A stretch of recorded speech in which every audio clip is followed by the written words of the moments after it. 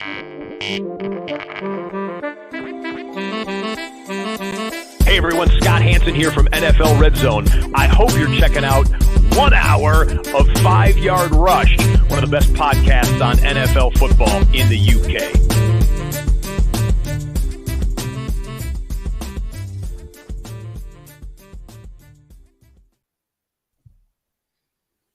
Yo, what's happening, Rush Nation? We are back. It is not a Monday, Tuesday, Wednesday. It's a Thursday. And as you can see, it is me and the big man, Ish, my brother from another mother. How you doing, man? I'm here. It's been a long time. I know I dropped a couple of pods last week, but this is the longest hiatus I've had in 6 years. 6 years. I was thinking about it. So, mate, it's some lovely messages coming through already. Yeah. Thank you, Dustin, Stephen. There's a few things I'll say in a bit, but yeah, it's so good to be back. It's been awful. It's been a crap year. But it's so good to be back. I am feeling better. I'm not going to sit here and say I'm 100% well. I'm not. I'm probably about 75%. There's still some strength and stamina and bits and pieces. It's still a bit of a struggle to get out and about in the wild. I went to London yesterday and I came back. I was absolutely knackered. So there's just things like that, like take some getting used to, but you got to get out there. You got to push yourself. I've got to live my life. I've spent too much of it indoors in bed, etc. So, I'm doing better. Medication is working. It's just getting used to my new body and getting used to bits and pieces. But it's so good to be back. It's so good to be back with you, my friend. Yes, sir. You sort of came back, and then I literally have pretty much been on IR since you've been back, and it's been a bit start. So we're a bit behind on this season, but hey, it doesn't matter. We're here now. If you were going to pick, I know you didn't pick it, but if there was a time for you to have had a hiatus, it was exactly basically when you did, because we're in that point of the season where fantasy football is pretty much at a standstill anyway, apart from the recent news of the last week or so. Before that, everyone had exploded into their rookie drafts. Most of them were done. The Scott Fish Bowl started, which is the unofficial start of the fantasy season, and you were just like that bit in between where it was, not the perfect time, but for there to be a perfect time, you pretty much picked the window perfectly.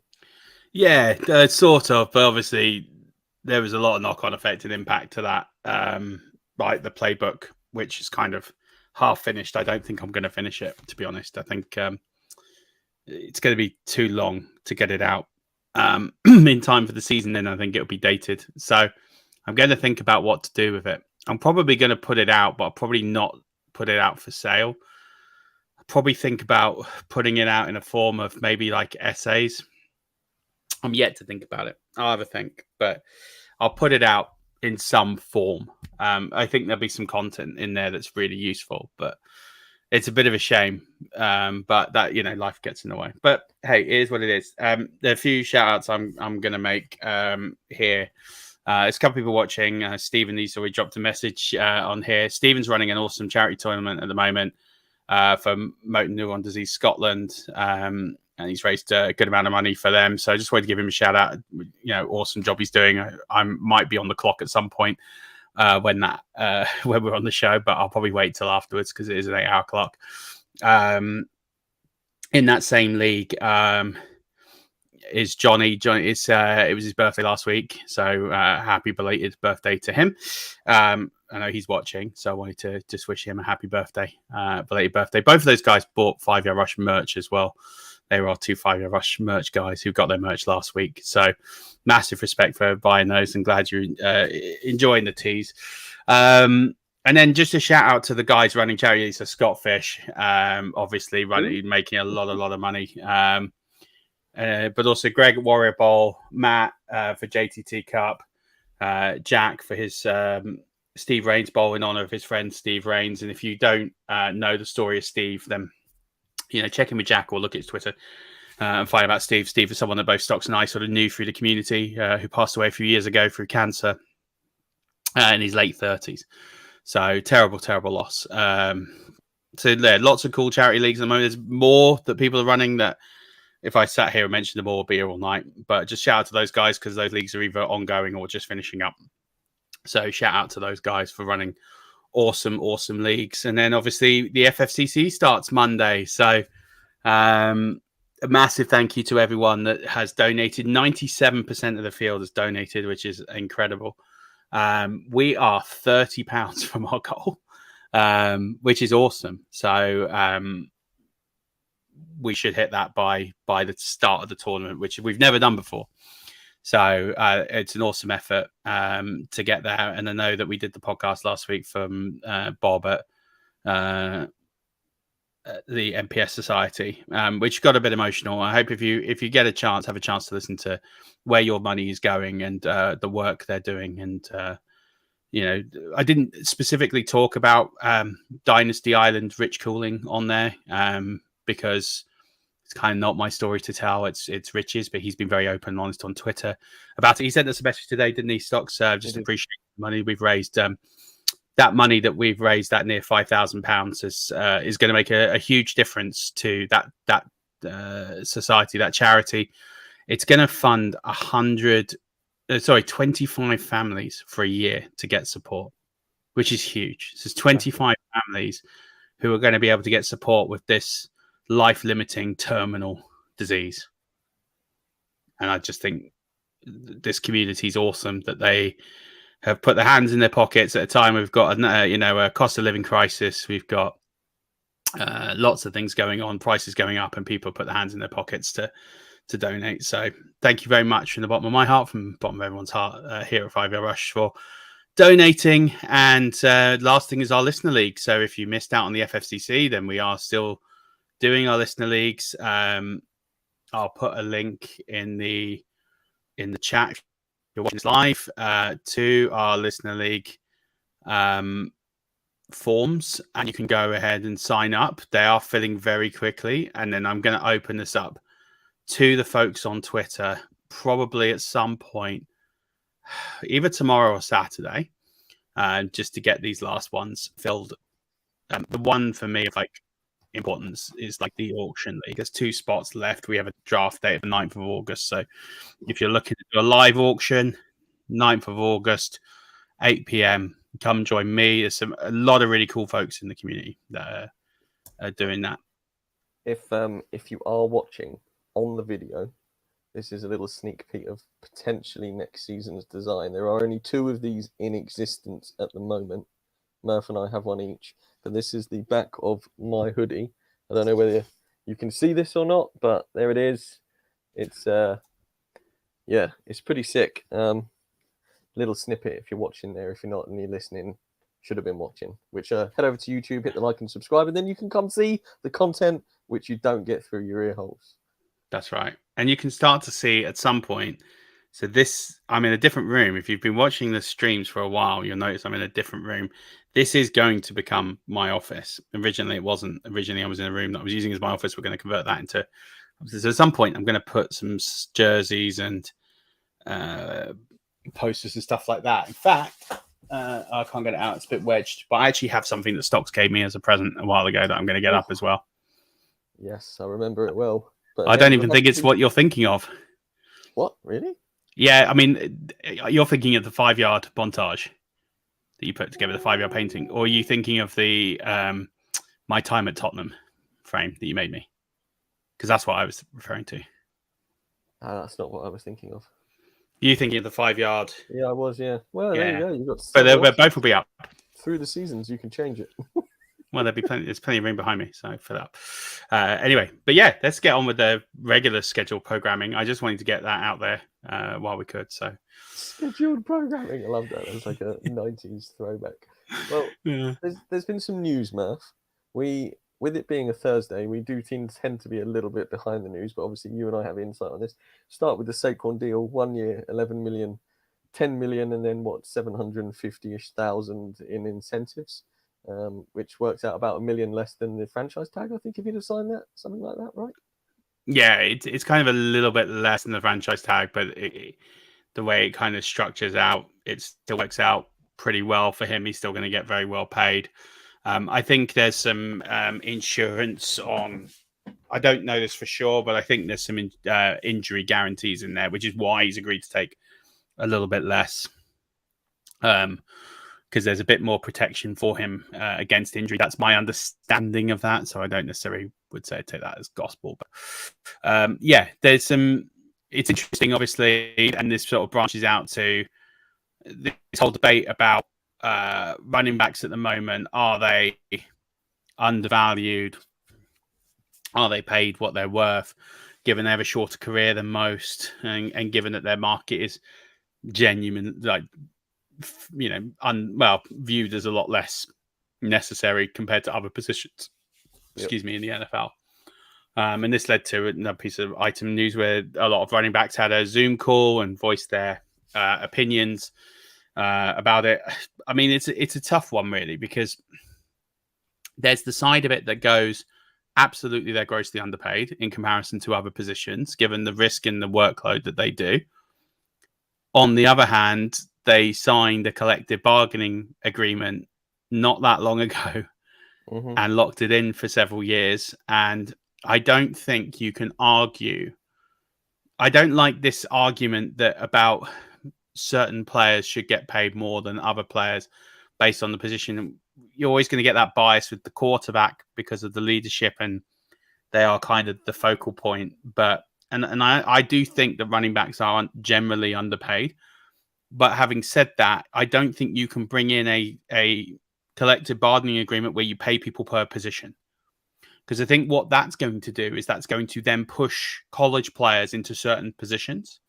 And you'll end up having players not be paid or not play certain positions because they know that's going to be a lower barrier to entry.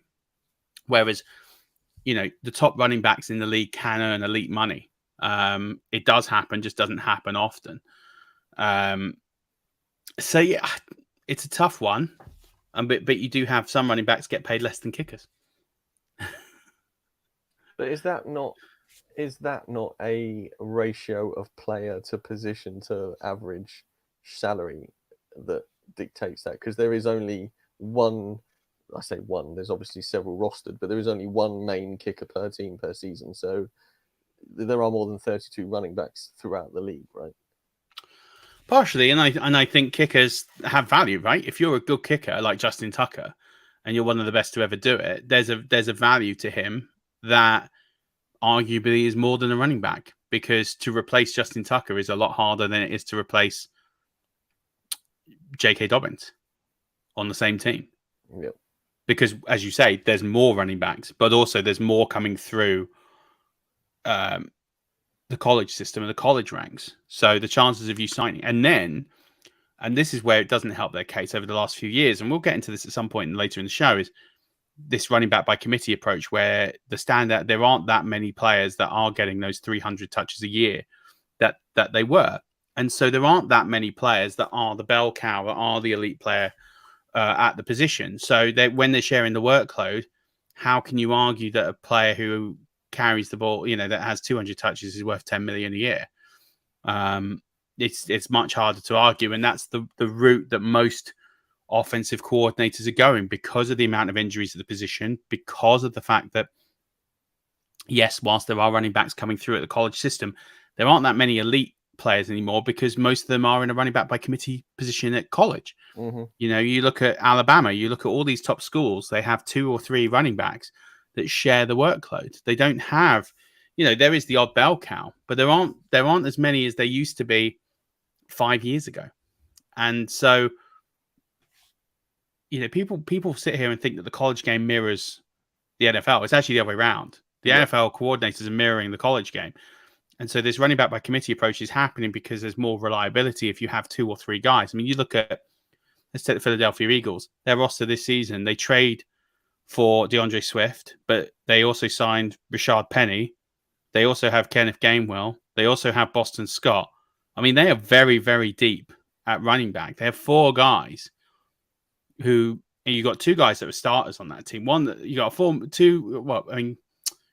Swift was a high second, I believe. Penny was a first round pick. Gainwell he slid in the draft, but he was pretty well valued. Yeah. You have guys with pretty decent draft value in there, and they're going to be splitting a role. There's so many teams like that in the NFL now. There aren't that many sort of bell cows. There's only a few, and it's kind of difficult for And then whenever you do pay these running backs, look at Zeke Elliott. His contract was borderline a disaster. They cut him, and they've eaten the money because his efficiency's gone down, because these players get paid. Their rookie contract is 22 to 25, 26. And then their career's over at 28. So you pay these guys at 25, 26 years old. And then by the time they get to 27, they're already on the decline. They're pretty much done. Treading the tire's gone. And you've got these guys who are 28 years old now. They're pretty much finished. You don't get many 30-year-old running backs in the NFL. So when these guys do look at these next contracts, they're not valued that much because they haven't got long left. They're at the end of their career. It's like paying a veteran in the final years of their NFL career, because they don't last as long. And that's the running back's point, is they should earn more money at the beginning because their career is so much shorter. But that's why it's so hard. But you can't say a running back rookie should earn more than any other position. No. I don't think you can say that. I don't think that's a fair route to go down. You appreciate that their position's short, but any player can get injured. Tackle, quarterback, they're all dangerous positions. Cornerback. These players get injured all the time. We saw cornerbacks go down today in practice. So Jalen Ramsey's gone down injured. So you can't sit here and say that the running back position merits it, even though they do deserve a rise of some sort. But there just needs to be a natural market adjustment by ownership to pay them more, a couple million a year, 3 million a year more, whatever it is, somewhere that kind of moves them from the grossly underpaid, but doesn't put them to the point where they're overpaid. There has to be a compromise somewhere, but I don't know how they reach that. Yeah, no, that's the tricky bit, finding that middle ground where we can say, yeah, we get to that point, but they're not more expensive than this position is. And it's difficult to work out the juxtaposition between the two. And because whatever you do, whether you pay them more or you pay everyone else less, and even there is never going to be, somebody is always going to be upset somewhere along the line. Of course they are. So it's just natural that it's a very, very difficult thing to do, and you're messing with people's money. Money makes things really difficult, and like it just gets to the point now where something has to be done, and the players think that holding out or holding meetings is the way to go. I don't know what the answer is. That tends to work for some people, not all.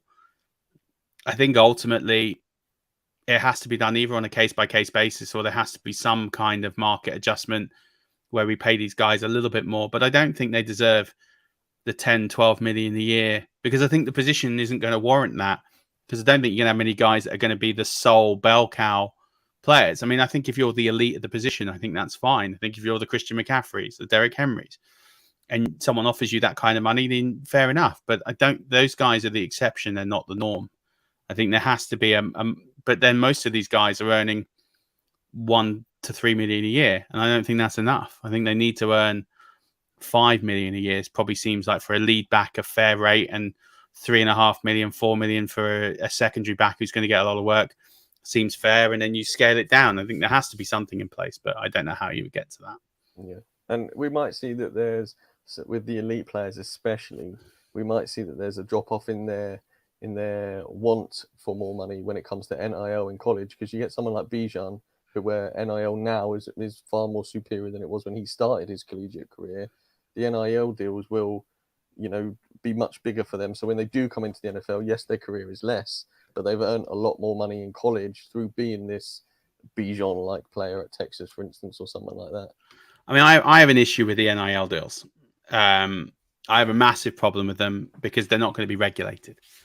And I think that's my issue with it. Now, if a player was being signed up to a brand specifically, I think, okay, I can, let's say, for example, a running back signs up and he's the face of, I don't know, Gucci. Weirdly. I don't think I'd have a problem with that. But these NIL deals are unregulated. So what this is, and what this is going to be, is college financial doping. What the league is now doing, or what college is now doing, and what it's done for years, is it's always had this. We've always had doping. We've always had the top colleges doing underhanded things to attract talent. Alabama, especially the SEC. And I'm an SEC guy. I'm not sitting here slandering the SEC teams. Florida are just as guilty as anybody over the years. Tennessee used to put money in Happy Meal boxes. Alabama have done loads and loads of things in the past. Florida have done it on, every SEC team has done it. Big Ten teams, we know Ohio State have certainly been guilty of paying players under the table unofficially, money for parents and etc. What the NIL is going to do is these rich financial boosters of these big colleges are now going to effectively buy the talent. So what's going to happen is we were seeing for a while players starting to pick lower schools, show their talent, and hopefully get a move to a bigger school through the transfer portal. So they might go to a Boise State. They might go to a Florida International University. They might go to a Florida Atlantic, knowing that they were going to be a big fish in a small pond, put some tape up, and then maybe in their last year or two, they might get a transfer to an Auburn or somewhere like that and back themselves.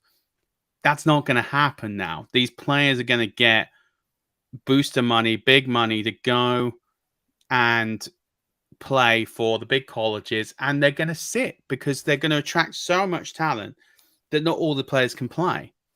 And so what you're going to happen is you're going to have players not play, not have players fulfill their potential, but they're going to earn a lot of money. Yep. And the bigger teams in college will get bigger and the smaller teams in college will get smaller. The golf will continue to grow and it'll be completely unregulated. And, NIL for me was image rights for the NCAA game. They should earn money off that. If they want to sell their shirts, they should be able to do that. If they want to sell signed cards of themselves, they should be. That for me was the whole point of the NIL lawsuit, was that these players were getting fined, kicked off teams for trying to earn a little bit of money off their own self. And they weren't looking for big money. They were looking for money to pay for food and a little bit for their family, some expenses, whatever, right? But they were selling shirts, they were selling tickets. Maybe the tickets is a bit of a gray area because they're not paying for them. But definitely like cards, like signed cards. Why can't they sell signed cards of themselves? Like, I don't see that as a problem. I see that as entrepreneurship. Like, if they want to sell merchandise of themselves and people are going to pay for it and it's all legal and above board, I don't see how that's a problem. And that for me was where NIL was like, okay, fine. But now we've opened it to where a booster at Ohio State can give the top number one ranked quarterback in the country $500,000 as a sponsorship. And, oh, by the way, the condition of that is you come and play for Ohio State. I mean, what other college is going to be in the running for that? You're just buying talent. And I think that's where I have a big problem with it. And they're going to need to regulate it and regulate it fast because it's just financial doping. Yeah, it is. And it's the Wild West out there already. I mean, we saw it pretty much straight away as soon as NIL came in. Quinn Ewers was the highest prospect in his draft. In his high school class. He declared early, came out to go to Ohio State, as you just mentioned. I think it was Chevrolet or something gave him 1.2 million as their NIL deal. I don't know whether that was with Ohio State or not. He came out a year early, was never going to start at Ohio State behind Justin Fields, CJ Stroud, and then a couple of others. So had his 1 year at Ohio State, got his 1.2 million and his couple of Chevys, and then bailed for Texas, where he's still playing fantastically, and he's made now 1.2 million, and so. And then I think this week I've seen somewhere where somebody's girlfriend, who isn't even a collegiate athlete, has signed an NIL deal through her boyfriend, who's a quarterback somewhere. Maybe it's not Arch Manning; it's somebody like that. Their girlfriend has done a deal with something like Chick-fil-A, or. Yeah, she's not even an athlete. It's like, how is that an NIL deal? Like, you're just the partner of an athlete. Like, this is what I mean. This is where it gets a bit silly for me, and it leads to the transfer portal as well, which is an absolute mess. I liked the idea of the transfer portal, but now it's just, again, the Wild West. The people can just go absolutely anywhere.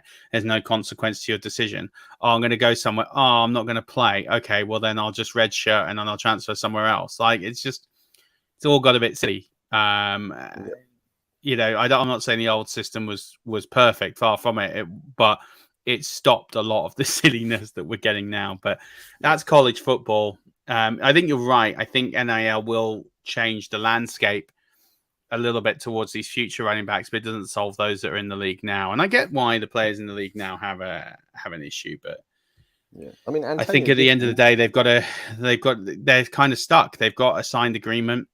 They either play or don't play. It's that simple. I don't think they've really got any choice now. No. I think you got to play, put the performances out there, and get pegged. And you mentioned players not playing a position to then come to the NFL to make sure they guarantee more money by having a long career. We saw the flip with Antonio Gibson. I think he was a wide receiver in college, tried out for the running back position at the combine, and then ended up being drafted by Washington as a running back. And apparently this season. Well, he played both. He was an auxiliary he was technically a running back in college, but he did have wide receiver traits. He did go out wide, and he actually flashed as a wide receiver. And I think he wanted to be drafted as a wide receiver, but he was too big. He was too big, and ultimately we are where we are with Antonio Gibson. But I think it's definitely one that's going to go on. But then I think we'll see what happens going into it. But the running back position continues to dominate football camp. It's to be honest, it's a nice segue into looking at 2022, because we wanted to do this show about lessons from 2022. And for me, it's really interesting. So like when I sat there at the end of the season, the thought was drafted too many running backs, drafted them too high, too early. And I think what's happened is groupthink through the summer has now led to this thought that running backs aren't worth drafting anymore. Mm-hmm. And people are scared. And I think it's kind of gone too far the other way. And so I wanted to do this show because I think I wanted to start with that. But I think there's some real lessons from 2022 that I think people should know. And they're lessons from both of us, like lessons that I've learned, lessons that you've learned, but also things that you can take forward in 2023. Because I think the market and players have overcorrected. And I think it's gone too far the other way in a few of these scenarios. And I think to the point now, I actually think there's some value to sticking to your 2022 strategy to a little bit with a tweak, because I think you'll get significant value there. But we'll get into it. Do you want to start, or do you want me to start? So when you suggested we did this show, I mean, the 22 season was so far, it was so long ago, and so much has happened in both our lives. But my life, fantasy-wise, because I was still, off the fantasy train at that point. Looking back at the 22 season, my head is just like what was good? What did I do? What didn't I do? And the two teams that I have that are good are basically the same team. So things that work in that were obviously were good for me, and then the rest was like, well, did I do this and didn't I do that? But I think if you start, I can sort of coattail off of your start, and we can snowball from there. Yeah, okay. So look, we've been talking about running backs. So let's stick with running backs, because I think it's important for me, this is kind of the biggest takeaway, right? So last year, in the opening round of ADP, 9 running backs had a first round ADP, and then you had Nick Chubb at 14. So you had 10 running backs in the opening 14 picks. And so what's happened now is most of those players got injured. Jonathan Taylor injured, Derrick Henry injured, Dalvin Cook down year, sort of injured, but he was sort of back. Najee Harris down year, Joe Mixon was okay, Alvin Kamara down year, John Swift injured. So you had injuries and down years, and effectively a few of these players actually returned their ADP. Christian McCaffrey, Austin Eckler were the kind of two that returned their ADP, and no one else did. The problem with what people were doing last year, myself to a degree included, there was this thought about running back scarcity. There's not many of these bell cow backs. You need to have one of them to win on your roster. And so therefore the price of these players went up. And the other thing is we chased performance, which is kind of what he did. So Jonathan Taylor has a massive year. So we draft Jonathan Taylor as the 101. He gets injured, and then everyone's like, okay, he's washed now because he's got an injury. The problem that we have, and I kind of alluded to this already, we like drafting older running backs because we're drafting on previous performance. So when you look at the running back going last year, you're Christian McCaffrey in age 26 year. He's now age 27. So he's approaching that magic 28 pretty much off a cliff. Yeah. Austin Eckler, 27. Again, he had great years. You can't argue it, but at the end of the day, he's 28 now. So there's a concern. Derrick Henry is now 29, but he was 28. Alvin Kamara Dalvin Cook is going into his age 27 year. Alvin Kamara is age 20 year. You know, these are the guys, the high-end players. Joe Mixon, age 27 year. So these are the guys that are being heavily drafted last year at their ages, and we're sitting there looking, going, wow, these guys all got hurt. Like, well, yeah, they got a lot of tread on their tires. We know that players who have spent so much time on the field and have run so many routes, well, we know that they're going to get more likely to get hurt. The older these players get, the more likely they get hurt. So the Christian McCaffreys of this world, the Austin Ecklers of this world, the Derrick Henrys of this world have a greater propensity to get injured because simply the amount of times they've been tackled. It's not rocket science. But what we've done now is effectively an overcorrection. So we've gone from having 10 players, 10 running backs go in the top 14 picks last year to this year, we have 5 in the top 10. And running back 6, Nick Chubb, is at 14. So we've dropped 4. And those 6 in order are Christian McCaffrey's going at the 102, Austin Eckler's going at the 104, Saquon Barkley's going at the 108, Bijan Robinson as a rookie's going at the 109, Jonathan Taylor at the 110, and Nick Chubb at the 202. And then you have like studs from last year, like Josh Jacobs. He's going at 16. And then the next running back off the board, Derrick Henry, is now all the way down at 21. So he's almost effectively at the 2-3 turn. He's there with Pollard. And they're the only running backs in the second round. So I actually look at this and think, okay, there's the Christian McCaffrey, Austin Eckler argument of, yes, these guys are studs, but also they carry high risk profiles in terms of age and therefore injury risk.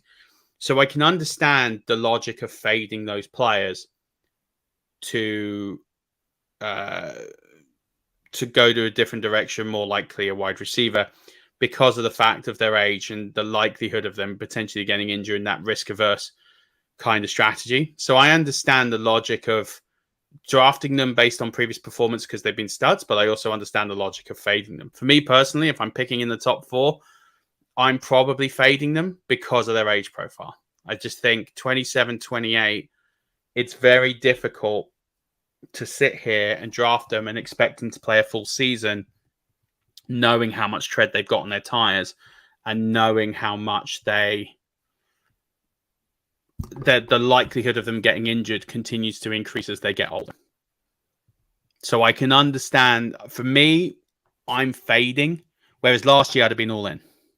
Because I was all in on the position scarcity. I was all in on, you've got to have one of the elite guys to win. We've seen last year that you don't need to have an elite running back to win. You've just got to have a very good running back to win. And I think because the value has gone down on so many of these players, like for me, I know I've just talked about age, but Derrick Henry in the late second just seems like a value. Like we know he's going to carry the ball 300 times if he's healthy, and he's not costing you a high first, he's costing you a late second. So the risk to reward flips massively. You're talking about a 2-time former rushing champion. He missed half the season last year. He was back for the playoffs, so we know he's healthy. But actually, in those 8 games, he was still trending as a top 3, top 4 running back. So your risk is less because we know he's already healthy. He's not had that many injuries in his career. Yes, he's 30, but actually, I think at a late second, he becomes a value because you think he is just as likely to perform in that Eckler McCaffrey tier, or very close to it, to where you're not going to get a significant drop off, but you're paying 18 to 20 picks less. And I think that's a significant discount that I think you can take advantage of. And I think actually that's one way that you can sort of cheat the system, where you can pass on a McCaffrey and Eckler and still get yourself an elite player, a Derrick Henry at that position of the draft. So at what point does your Derrick Henry share? So if you're drafted, like, where in the first round would you have to be drafting to draft a running back to then come back down to grab Derrick Henry in the second for your plan to work? Does that make sense? Well, he's available at pick 2021. It's kind of where he's going in drafts. So that you're talking late. So really from the 104 onwards, he's available to you in the second round. But what I'm saying is, at what point in the first round would you look to pivot for that wide receiver in the first round to then get Derrick Henry in the second, even though you're slightly paying above value for him? You might have got a wide receiver that you've gone early on in the first because you're fading running back early in the first. So I'm looking at the first round running backs, and for me, I'm looking at this thinking in a 1 QB league, especially PPR, potentially half PPR, I'm more likely to fade running back in the first round. I just don't see the value of any of these first round running backs. I lie. McCaffrey and Eckler hold significant value, but contain significant risk because of their age. McCaffrey, we know, has already missed quite a bit of time in his career. So for me, I'm concerned that McCaffrey, I just think the risk at taking McCaffrey at the second or third pick versus the likelihood of him playing a full season without an injury, I just think I'm more likely to get mileage and better consistency from Jefferson, Chase, or Cooper Kupp. I don't think those three are enough of a drop off from McCaffrey, but they all carry significantly less risk. And I think what players have done this year is they've pivoted to wide receiver because of the risk, which is smart. But what has happened, the flip side of that, is that it's driven the running back market so far down because people are now looking at zero RB as a viable approach, because so many people won leagues with a zero RB, which is basically not drafting a running back in the first 4 rounds. That actually, I think you can use a modified approach where you can take a running back in the second or third round that is still going to put up enough of a significant points advantage at the position of running back 1 to where I don't think you're missing out. Whereas if we were looking at last year, you were having to take a running back in the first round because 9 were going in the first round. Yeah. So you didn't have this knock-on effect of players falling back. You didn't have this running back vacuum in the second, third round. Like if I look at last year, so second, third round talent last year, and by the way, some of these names are going to come out and they're going to sound amazing because of where they finished, but there was a reason they were where they were. So let's look at third round talent, right? Leonard Fournette didn't have a great year. James Conner, injured. Zeke Elliott didn't have a great year. Travis Etienne, that worked out. Cam Akers, injured. David Montgomery was pretty good. I told a lot of people to draft David Montgomery. He was beginning of the 4th round. Josh Jacobs was the steal. He was going off the board last year at running back 22. People hated Josh Jacobs last year. People just had written him off. Declined the 5th-year option. He was out the door at Vegas. And look at him now. Like, he finished, I think, running back 3 last year. Running back 2, running back 3 last year. A great year. He's now, now he's available in the second round. I think he's good value in the second round. He's going at pick 16, RB7. I don't mind taking Josh Jacobs at 16 or round about that range. I don't mind taking Derrick Henry. I've got some reservations on Pollard, but that's preference of choice. Mm-hmm. Ramondre Stevenson at the top of the third round. Breece Hall, we see how he is with his injury because he might go on the pup. But if he's fit, I need to Yeah. interject here, Murph. The pup. This is my naivety here. The pup. I thought if you were placed on the pup, you missed the first 6 games of the season. That's wrong, isn't it?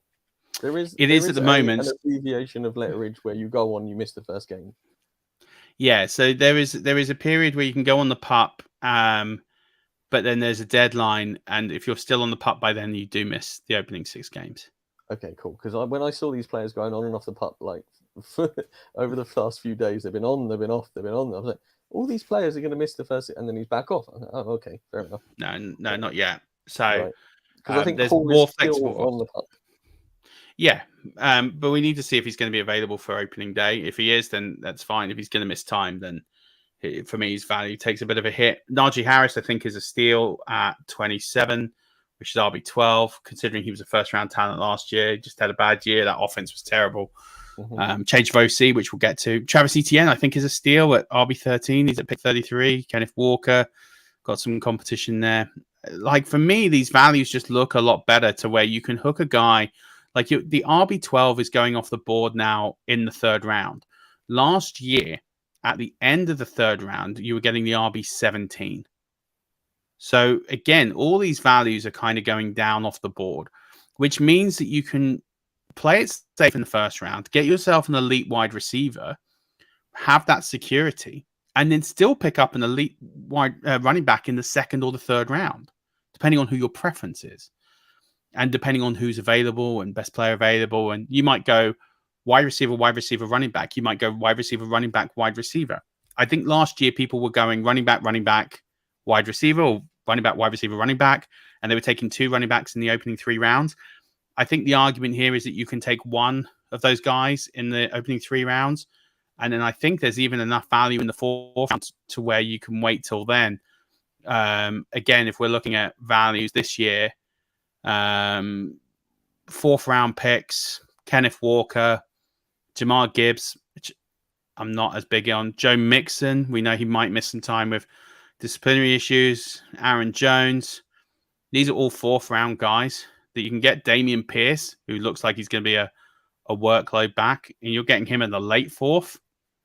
Yeah, I quite like that. I quite like having him as my RB2 in the late 4th round. You get someone, so you could literally, if you're starting your draft at the beginning, so let's say you're picking at the 104, you've got the opportunity to get yourself Cooper Kupp, Derrick Henry, and then you could decide if you were going to go quarterback here, or if not, you could pick up. So you could pick up, for example, Jalen Hurts, Joe Burrow, if you wanted to go that way here. Allen, if he falls in your draft, could be available here. But then you could go, wide receivers available in this range here. Jalen Waddle, Devonta Smith, Chris Olave, T. Higgins, Metcalf. These are all players you could pick up. Deebo Samuel, you could go in the 3rd round. And then the 4th round, pick up Dameon Pierce. I think that's a pretty solid opening 4 rounds. You've got Cooper Kupp and another top wide receiver with 2 top running backs. I think that's a pretty solid open. Yeah, I think if you can get Cooper Kupp and then you can return a T. Higgins, you're very close to 2 wide receiver ones there, just because of the Cincinnati production on the wide receiver position. So yeah, and then those 2 running backs. If you were to say that your team had those 4 players, most people would be like, well, what are you in a 10-man league or something? Because you've got a solid, and there will be quarterback value to fall back on in round 5 if you want to. Yeah. The only thing, Murph, is what do you do if you draft Travis Kelce in the 1st? Where do you go in the 2nd? Do you smash a running back and then come for a wide receiver? That's a really good question. So, like, Travis Kelce's going at 6, 7 is going to be first. I personally, as much as I love Travis Kelce, I get a big price to be. Just sort of froze there. Yeah, I missed the Travis Kelce was as far as you got. Yeah, Travis Kelce at 6'7" is ADP. I don't love it. But at the end of the day, if you're going to go down that route, I think it handcuffs you significantly. So people worry about it slightly. So I think if you go down that route, you're going to have to draft really well. Oh God, there we go. You're going to have to draft really well. Sorry, I just hit a lag. You're going to have to draft really well. You're going to have to really smash the opening. I think drafting Travis Kelce at 6 handicaps your team. I do think that. I think if late first, I get it. You're going to have such a significant advantage at tight end, but I think you're going to pay for that in a handicap in other positions. So I think if I was doing that build, I would probably have to not fall too far behind. And given the value you get at running back, I would probably have to take, depending on the value of the board. So obviously all of this is dependent on live draft scenario, taking the best value player on the board. But assuming that the board goes to ADP, I would have to go wide receiver round 2, running back round 3, and then see what's available round 4 and think about your pivot. And I think you're probably going to have to go QB round 4, round 5 if it sticks to ADP. Because I think if you go with Kelce, you're committing to going light on running back and hoping that you'll pick up guys off the waiver wire or hitting guys late. And there's some mid to late round guys like Rashad White, Charbonnet, who are going to give you extreme value in drafts this year. Personally, that's how I view it. And so as a result, I think that there is some later round value to where you can sleep at running back. And I think that's what people are taking advantage of. So they're going wide receiver heavy early and then going with the running back later approach. So maybe taking 1 RB in the opening 4 rounds and then hitting RB in those sort of 6 to 9 rounds and sort of taking 3 guys there. So taking a Charbonnet, a Rashad White, for example, and sort of pinning their hopes on these guys coming good. Other running backs in that range for this year. I think Akers is RB23 based on his injuries. So he's a guy a lot of people will pin their hopes on. Rashad White, running back 26. He's available at pick 65. Javonte Williams. Javonte's at RB27, so pick 72. Pacheco, but he might go on the pup and miss 6 games. He's RB28, 73. David Montgomery, who I love at pick, he's RB29, pick 75. Yeah, you can. I mean, like, I get it because they think he's in a share with Gibbs, but I think he's going to get a lot of work. There's a lot of Alvin Kamara, RB31. We know he's going to probably miss 4 to 6 games, but we know that he could put together some elite production there. AJ Dillon, running back 32. The value on running back this year, for me, for the first time in years, it's become an actual value. So where you could actually just take a guy in the opening 4 rounds and then just smash the value later on. The risk to that, to me, is wide receivers are almost too safe. And I think you're going to get 3 to 5 players in your league play that strategy. Because I think they got burned last year with heavy wide receiver. The popular thing is to fade running backs. We're seeing it with the ADP. The ADP is crashing, which suggests to me that a lot of teams are building wide receiver cores. So they're going to build 3 of their opening 4 rounds with wide receivers. Now, my problem with this is you're following a pack, and then it becomes a bit of a luck game. You're either going to have to successfully outdraft your opponent, or you're going to have to engineer the draft board to be in the position to get the right players. Because I think if you're on the same strategy as 4 or 5 other players, I personally hate that, because then you're reliant on, there is some skill, but you're reliant on luck. You're reliant on injuries going your way, and you're reliant on the right OCs and the right players getting the right calls going your way. And the other thing for me is once you get past wide receiver 2021, they're all a bit of a muchness in that next tier. From 21 to 32, those guys are going to separate over the season by 20 to 30 points. There's not a big, maybe 40. It's not a huge separator between those next 10 to 12 players. So everyone's picking the same strategy and going to end up with very similar point totals. So what's going to happen is it's going to be a spike week that's going to elevate you, or your DST is going to fluke you a win, or your kicker is going to fluke you a win. You're going to get a 20-point kicker week or something like that. And that's kind of what you're relying on. And this is the problem with groupthink. I think we've kind of got into our heads now that like all running backs get injured. You can get value off the waiver wire. Elite performance is down. Running back by committee is a thing. And so now what's happened is you've pushed the value of running back down significantly. And we're seeing it in the ADP that people are all following a similar strategy. Whereas for me, I think you've got to come up with something different. I think you're almost, I'm not saying you smash running back as a strategy, but don't get me wrong. If someone went running back 3 of the opening 4 rounds and won their league, wouldn't shock me. Wouldn't shock me because it's a strategy not many people are deploying.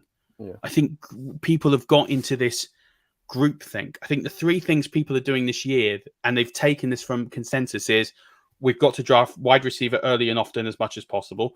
We've got to stack our teams. So everyone's reaching for ADP value to get a stack, which in a 12-team, 10-team, 8-team, 14-team league, stacking is nice, but at the same token doesn't hold the same value as being in a £1 million, $1 million best ball tournament with 100,000 teams, because you have to do something contrarian, and stacking with the right stack combinations is a more viable approach. When you say it's more viable, it's about 3 to 4% more viable. It's an edge which you need in a massive 100,000 team tournament or million team tournament, whatever it is. In a 12-team league, it doesn't offer you that much of a significant advantage, because if that team gets whooped, you lose as much as you gain. Yeah.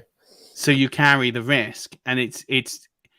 I'm not saying that stacking your players is something you absolutely shouldn't do, but it's become a trend in a 12-team or just a standard redraft league that everybody started doing it. So what happens is that people are reaching for ADP values in order to stack their players in a redraft because they're playing so much more best ball, and that's what you would do in a best ball tournament. So now what's happening is you're getting crazy values on players because you're seeing in the ADP, people are trying to pair Josh Allen with Stephon Diggs. They're trying to pair Tyreek Hill with Jalen Waddle, or they're trying to pair Christian McCaffrey with Deebo Samuel, or there's examples all across the shop.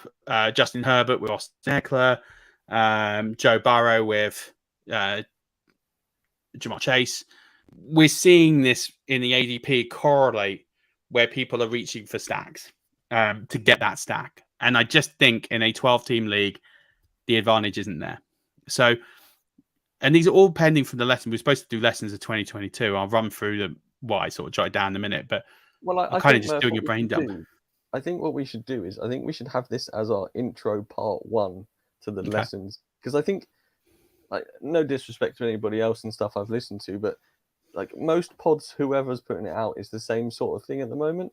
And there isn't, for me, this kind of conversational think area that you and I are having now about lessons we learned. Like, I would much rather talk to you about this for a week or 2 more than do like ADP battles or something along that makes sense. And I think it's also a good way for, selfishly, for you and I to get back into the groove and just having a chat, you know, you and I, rather than worrying about other stuff that, because we've always just done us. We don't have to copy. And one thing we've always done is at the start of the season try and do stuff that potentially other people aren't doing. And, you know, this think tank, the way I'm not on Twitter, and that is hugely known by everybody. And if you don't know, then you good luck finding me, because I ain't there, brother. Social media now, whether it be Facebook, TikTok, Twitter, Instagram, is all so interweaved with fantasy football that, like you say, when a few people start doing something, it becomes this huge snowball effect. And we need to branch out from that with a limb that says, well, hold up, guys, like you've mentioned about with these running backs, let's find the value as opposed to just smash the wide receivers in the first round. And I think there is a room for us to explore that avenue. I agree. Let me finish this thread then, because I think there's 3 things that I think are common themes. So talked about Wide receiver early and often, fading running back. Stacking players, so getting those stacks, I think people are trying to do. And the third thing that they're trying to do, and this is something that I've noticed far too frequently, is people are relying too much on ADP. So what people are doing is people are drafting off the ADP, and people care too much about reaches and fades. So what I mean by that is the amount of times. So I give it. Let's go back to my Scott Fishbowl draft. Right, I looked at my rankings. I had Deebo Samuel, and for Scott Fishbowl scoring, I had Deebo Samuel as the wide receiver 9 in scoring. We're in the late third round because it's done third round reversal. I'm picking at the 102, so effectively I'm the second to last pick in the third round. The two guys sandwiched between me at the 101 and the 103 are San Francisco 49er fans, for context. Deebo Samuel on my board is significantly higher valued than the next rated player on my board. Now I take him at the 311. Now to the world of groupthink, massive reach to the point where you've got those rate my leagues. It's a hated pick because I've taken him 2 rounds early, right? The context of this is no chance he gets back to me he might have got back to me at the 402, which I still would have got killed at.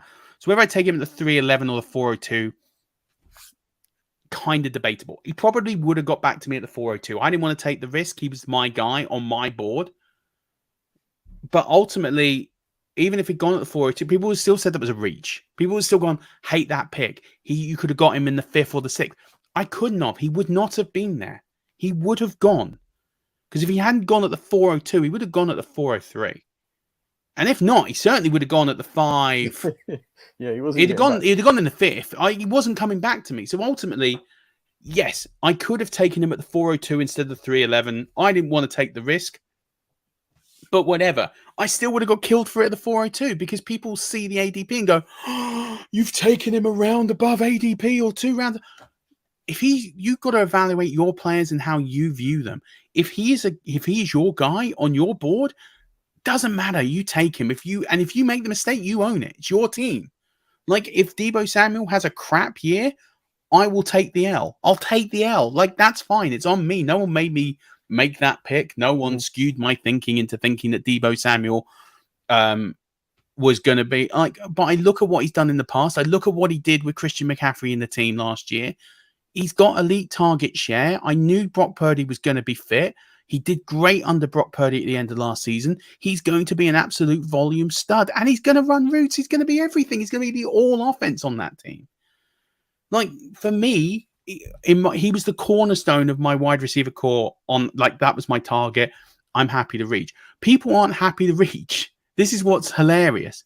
We had this phase 3, 4, 5 years ago, and the saying was, "Go get your guys." Yeah. And that's what everyone bought into. Go get your guys. And people are too scared now. People are too scared to go get their guys. Because they're like, I'm going to put my team on Twitter and, oh no, I'm going to get killed because I took someone 2 rounds above ADP. Go get your guy. If you've got a reason why you're taking your guy, you're in the draft. Twitter isn't. And this is this group consensus group. And I'm not trying to get into a war with analysts or anyone else, right? There's so much amazing work out there, and there are people that are going to disagree with my takes the same way I disagree with other people's takes. My concern is, and I'm seeing this more and more in drafts, people are doing the same thing. So people are adopting the same draft strategy, drafting the same players at the same ADP while stacking players, and you've got teams of 4 or 5 teams. And go look at some of the leagues you've drafted in already, and go look at the actual draft board by color and see how many teams have followed a very, very similar pattern. And I guarantee you're going to have 4 or 5 teams be on a very similar draft plan in the opening 6 rounds. And if you're in that band of the other 4 or 5 teams, you're going to struggle because you've all kind of cannibalized each other in your own values. So I think you've got to be a little bit contrarian. I think you've got to look at the wider strategy and think about how to be a bit different. how to just follow a slightly contrarian. And there is a risk to contrarianism, right? There is a risk. You'll get it wrong. But if you are contrarian in enough leagues with enough different strategies, some of them are going to work. They are. Just the law of averages that some of them are going to work. Yeah. So, like, for me, if you go into a draft plan and you draft the same strategy, drafting similar players with similar profiles in similar leagues all the way through, and you end up almost effectively going on the draft autopilot, drafting the same team. Oh, I've got a 47% share of Jamar Chase. And then all of a sudden, Jamar Chase goes down. Well, that's 47% of your team's blown up for the season. Yeah. It's very easy to be autonomous in your draft, especially when you have your guys as well. Because I know for a fact that I've done it. I've gone into leagues where I'm thinking I'm going to do this differently. And then you get to your pick and your guy's doing that. Well, he's my guy. I've got to go for him. And then you forget that, oh, man, I've already got 15 J.K. Dobbinses. Like, yeah. And listen, I don't hate that approach late on. So if you end up drafting Robert Woods in like 24 out of your 27 leagues because he's a 10th to 12th round pick, I don't hate it because there's no value in him. If he's crap, you bin him. Like, I don't hate that. But the higher up you go, you need to diversify the portfolio a little bit because you run a huge risk. But also, you've just got to look at what other people are doing. Too many people obsess with their own draft strategy and don't think about the wider picture. And you've got to look at the board as a value. So, like, I've just talked about my Deebo Samuel pick there. So my Deebo Samuel pick is hated across the world as, how can you take him so high? At the end of the day, I have a horizontal and vertical board. I look at what a player value is for me and my rankings in that scoring format. And for me, he stood out as the guy quite easily. Like, it was glaringly obvious.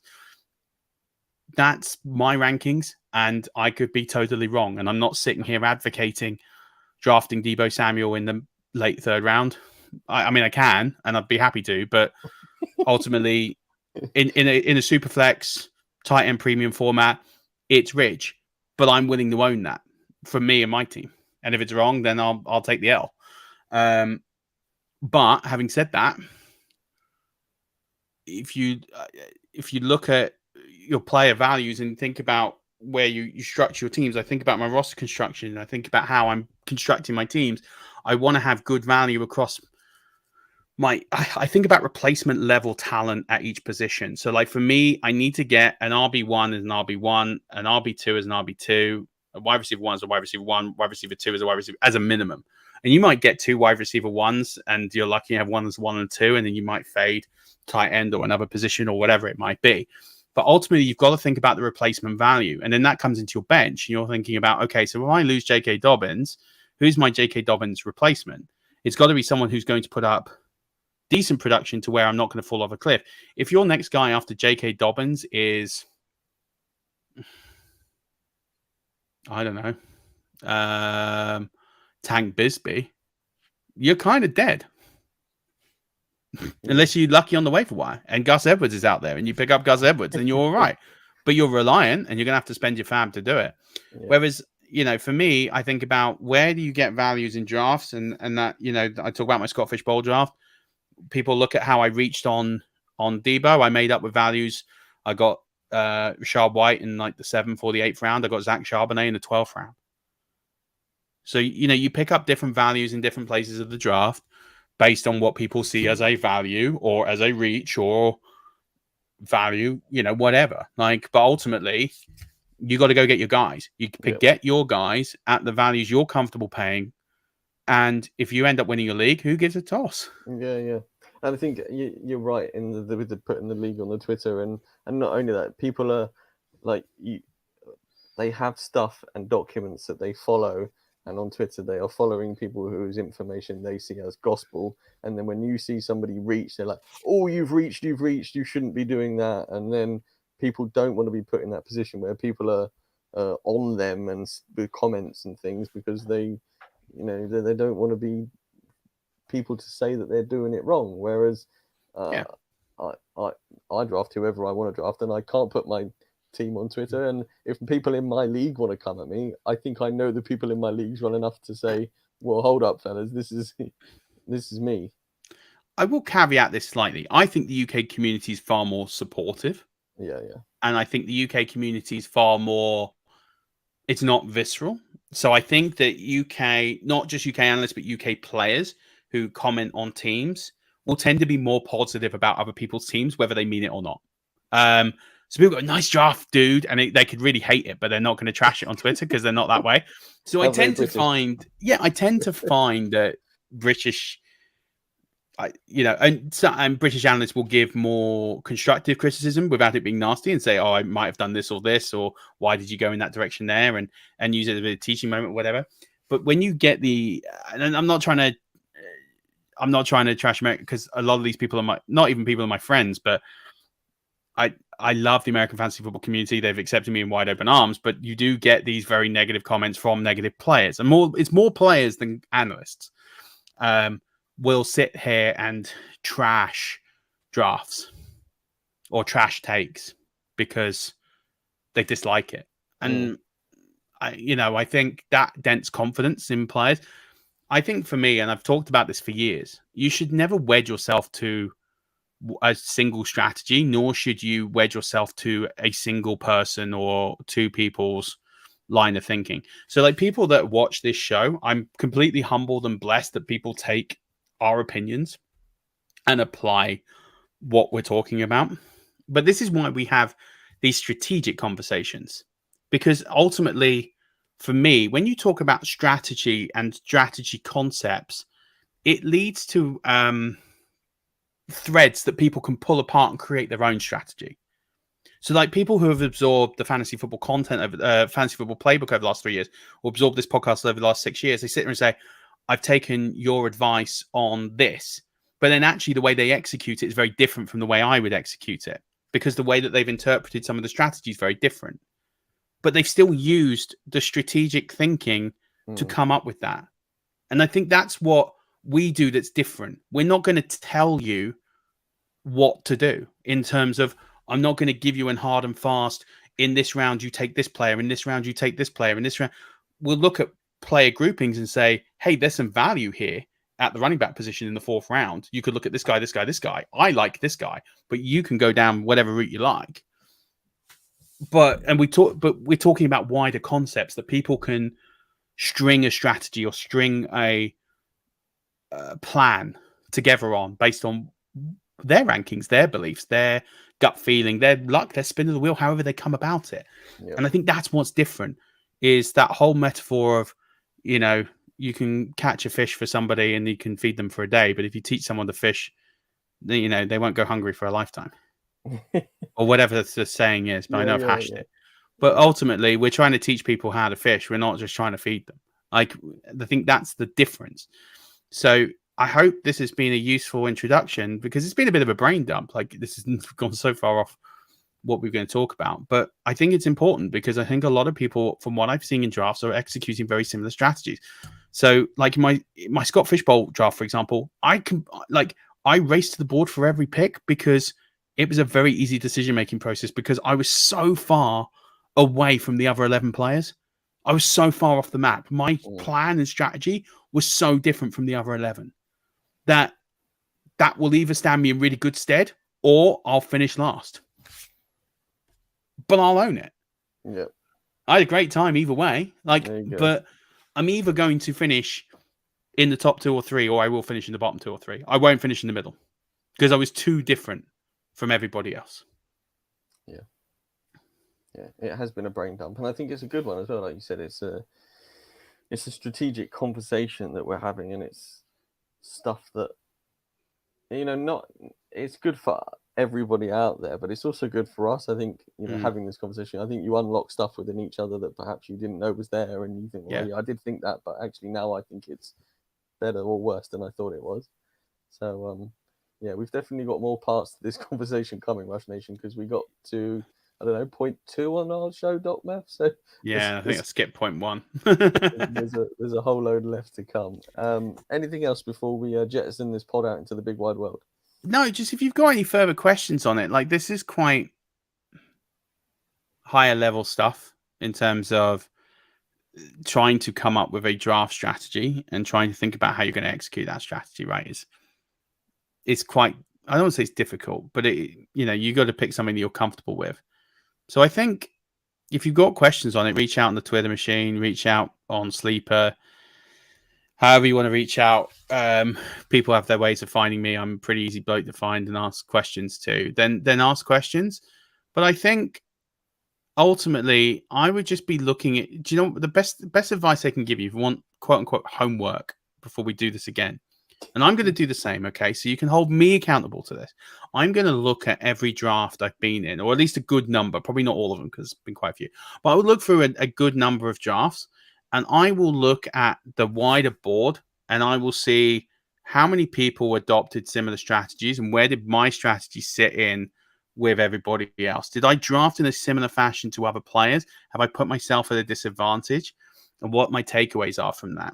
So just review what you've already done. And if you find you're having a bias towards certain players, stacking, picking certain positions in the same round every time, make a chart. I'll do this as well.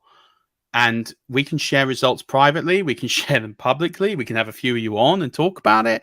But let's do it. And then let's see if you're drafting with this unconscious bias, where you're picking the same players all the time, or you're picking the same position in every round because you've gone into this groupthink. And let's try and dispel this unconscious bias. Let's try and remove that.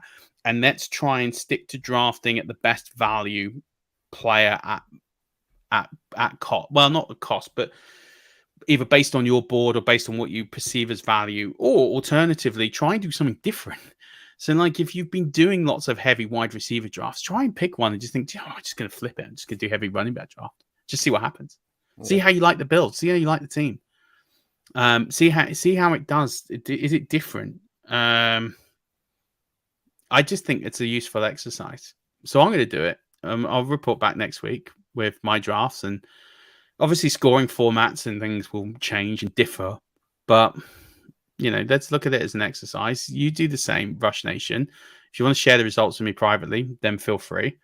If you want to come on and talk about them publicly, then feel free. We'll schedule you on and we'll get you on and do it for a few minutes. And yeah, let's do it, because I think it's a good exercise let's try and remove that unconscious bias, and let's try and free our draft minds up so that when we're drafting a bit more clear, and we're drafting differently, and we're trying to find those contrarian approaches that could yield more ships come January.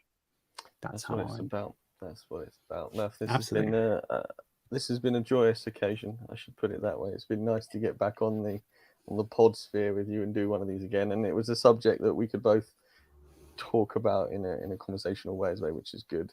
And the best bit is there's more to come. So I'm glad you're back able to pod. Otherwise, it wouldn't be. I've enjoyed it so much, man. Do you know what? It feels like I've never been away. Well, that's why we're here. That's why we do it, right? You and I, we're back on the roll, baby. Rush Nation, don't forget to follow Murf at Murf_NFL, or the podcast at 5 Yard Rush on Twitter. Follow us on YouTube. If you could hit the subscribe and like button, that would be massive. And don't forget to hit the bell so when we do go live, or when Dynasty go live, we're there. Head over to Patreon if you want to support the podcast. We've got some tiers over there if you want some extra content. But Rush Nation, until next week, when we do dispel the drafting bias that has taken over everybody's brains, don't forget, keep rushing.